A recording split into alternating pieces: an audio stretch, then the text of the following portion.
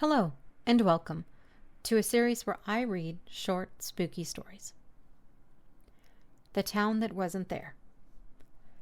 Elliot had been driving for hours. His GPS had lost signal miles ago, and his phone battery was running low. The dense Oregon forest stretched endlessly on either side of the narrow road, and he hadn't seen another car in at least an hour. Just when he was beginning to think he should turn around, a faded wood sign appeared on the side of the road. Welcome to Ashford. Population 362. Ashford wasn't on the map. He had checked before leaving on his road trip, plotting his route carefully, but this town wasn't listed anywhere. Maybe he had taken a wrong turn? He sighed and decided to stop for gas, if there was a station. The needle on his gauge was dipping close to empty. As he drove into town, something felt off. It wasn't abandoned, but it was eerily still. The buildings, old but well-maintained, lined a single main road. No cars were parked along the street. No children played, and no voices carried through the air. Yet, he wasn't alone. Behind lace curtains and dusty windows, eyes watched. He could feel them, the prickling sensation of unseen stairs crawling along his spine. A small gas station appeared on the right, its neon "Open" sign flickering weakly. Elliot pulled up to the single pup and stepped out, stretching his legs. The station looked like it hadn't been updated since the 1950s, with faded signs advertising brands he'd never heard of. The bell jingled as he pushed the door open. Inside, the air was stale, tinged with the scent of old oil and dust. A man stood behind the counter, gaunt, weathered, his eyes sunken deep into his skull. He watched Elliot carefully, as though trying to decide something.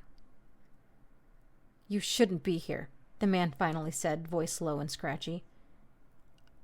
Elliot hesitated. I just need gas." The old man didn't move at first, then slowly reached under the counter and slid an ancient-looking cash register open. $20, cash only. Elliot dug into his wallet and handed over a 20. When the man dropped the change into his palm, the coins were old, rusted, and impossibly heavy. One was dated 1893. "Where am I exactly?" Elliot asked. "I don't remember seeing Ashford on the map." The man's lips barely moved. "Because it's not supposed to be there." A chill crept up Elliot's spine. He forced a chuckle. "Well, that's weird." The man's bony fingers tightened around the counter. "You should go. Before dark." Elliot glanced out the window. The sun was already beginning to set, shadows stretching long across the pavement. The people watching from their windows were now outside, lining the street, their two wide smiles stretching unnaturally. His stomach twisted. Something was wrong. Very wrong. Swallowing his fear, he muttered a quick thanks and hurried outside. His car looked different. The once sleek paint was dull, covered in a thin layer of dust, and the tires looked worn, like it had been sitting there for years. His breath hitched. The road he had driven in on was gone, replaced by thick trees pressing in from all sides. Panic surged through him. He spun around facing the crowd. Their clothes were out of time, some wearing fashion from decades past, others in tattered garments that looked even older. Their smiles never wavered, and their heads tilting slightly in unison.